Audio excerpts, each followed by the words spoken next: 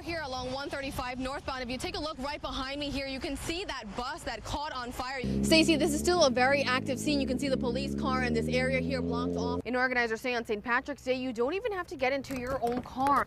They're willing to pick you up and take you wherever you want to go. Beth and CJ, we have some updated information that we got just a few minutes ago. KCOY 12's Amanda Valdes has spent almost a month investigating this story. She is live in Lompoc with the latest information. That's right, Scott, Melissa. Just a short time ago, we found out that the Lompoc Valley Medical Center did pass their inspection. Now, you might think distracted driving is only people who are on their cell phones, but officers say it's anything that can distract you from keeping your eyes on the road. That can include eating and even putting on makeup. We're going to try to go down this ride. You guys ready? All right, let's go. Woo! Woo! Live in Santa Maria, I'm Amanda Valdes. She has an exclusive interview live in Lompoc where Giles was gunned down. Amanda? That's right, Tracy. Michael Giles' sister says he was the glue that held their family together. Now, just behind me here, you can see a memorial in his honor where he was shot and killed. She says the DA's report does not accurately portray her brother and says she still has a lot of questions. Our whole family misses him, and, you know, we live every day now without him. And everyone else just goes on with their lives, but we've all lost a part of us. For the Giles family, the last 6 months are some of the toughest they've lived. It's been a living nightmare, honestly. Finding comfort in family and friends, Liana Giles says her family is still seeking justice months after her brother Michael Giles was shot and killed by Lompoc police. I feel like they're painting a picture to make my brother seem one way when he wasn't. She's talking about this 19-page report by the Santa Barbara County District Attorney, calling the death of Giles last November a justifiable homicide. The evidence showed that Corporal Scott gave numerous commands to the suspect to drop the knife, and in response, the suspect stood up and lunged at Corporal Scott. That's when Corporal Charles Scott shot Giles twice. The report saying the circumstances created a reasonable fear of death or great bodily injury in the mind of Corporal Scott. The family's attorney, Michael Carrillo, agreed to an interview via Skype, saying the report discredits who Giles really was. It's pretty clear. Within a minute and a half of him arriving, he used lethal force on Michael Giles. Lompoc Police Chief Pat Walsh calls Giles' death a tragedy for everyone involved, saying the DA's report is thorough. He says he asked the sheriff's office to investigate this shooting in efforts of being transparent. I feel like if there was more time put into it, maybe they could have prevented his death. A memorial with candles, flowers, and pictures remains at the spot where Giles was killed. His family held up signs reading "Justice for Giles" and "We love and miss you." Letting the public know that Michael was somebody who was loved and cared about, and our family isn't going to let this go.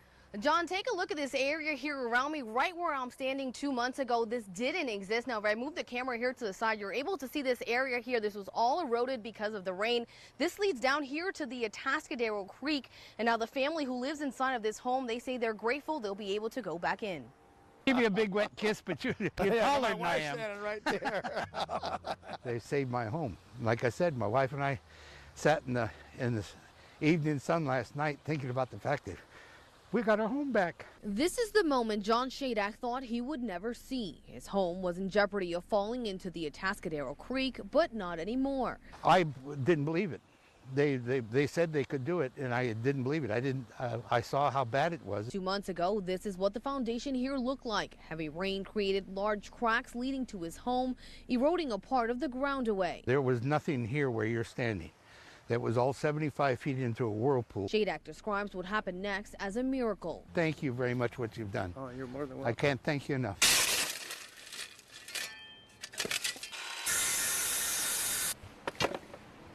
Michael and I got together and were talking and said, let's just go over there and fix it. It's the right thing to do. It's a community thing to do. And that's what Leonard Sutherland helped to do. Fix the problem for free by lining up boulders along the creek's water line and helping to stabilize this again. Shadak says there aren't enough words to describe what this means to him. You just can't describe it. I mean, I will be really satisfied when I lay in my own bed in the darkness and say, I'm home. A home he had to move out of 2 months ago when the foundation was deemed unstable. It's a place he and his wife have created over 40 years of memories. What's the first thing you're going to do when you get in this house?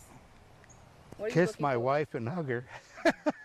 The victim of that crime is the San Luis Obispo Mayor Heidi Harmon. Tonight she's sending out a strong message to the community that she leads, saying this is unacceptable and concerning. There's not much left of this pride flag. Flag had been burned and left there purposefully. The flag belonged to San Luis Obispo Mayor Heidi Harmon. For years, it flew outside of her home. She says she found it like this Thursday morning. This is really unacceptable. This is definitely concerning. Police are investigating this as a hate crime, even though Harmon is a straight woman. Those of us that are either directly in marginalized communities or in allyship with folks in marginalized communities seem to be equally at risk in terms of the blowback. The crime took place during Pride Month, something that hits close to home for many. We need to stick together. We need to make sure that our voices are heard and that, people realize that acts like this are not tolerated, and we're not going to tolerate it, and, we're going to stand up for our rights. Mayor Harmon says an act like this goes against everything this city and community is about. People should know that acts like this will not work in terms of keeping allies or people in the LGBT community from standing up for themselves. Someone also cut up these signs promoting unity and inclusion. These were also on display in front of the mayor's home. Police say there is no tolerance for crimes like this. I think I would ask that the community increase their communication with us as a police department. That they reach out to us. While their investigation continues for any leads, the mayor is sending this strong message. Love is greater than hate, and love is greater than fear. The mayor tells me she will be putting up a new flag soon. Now, anyone with any information is asked to call the San Luis Obispo Police Department. And if you're in need of a safe space or someone to talk to, the Gala Center here is available for you. Live in San Luis Obispo, Amanda Valdes, KCOY 12 Central Coast News.